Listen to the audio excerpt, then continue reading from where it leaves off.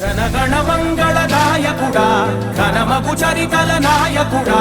పలుతరములు మము పరిపాలించర స్వామికుడా నవయుగ మేధో సైనికుడా సమయము తెలియని సేవకుడా యువన వ్యాంధ్రకు ప్రగతిని చూపర సాధకుడా వైతాళికుడా